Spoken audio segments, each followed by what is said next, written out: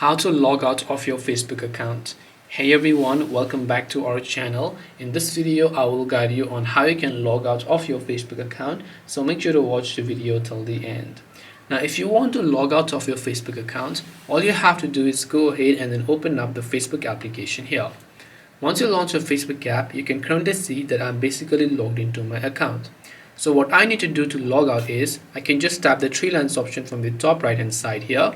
And once I tap on that three lines option, if I scroll down, here you'll find an option that says logout. So I can just tap on logout and then tap the logout button to confirm it, and then I'll be successfully logged out of my Facebook account.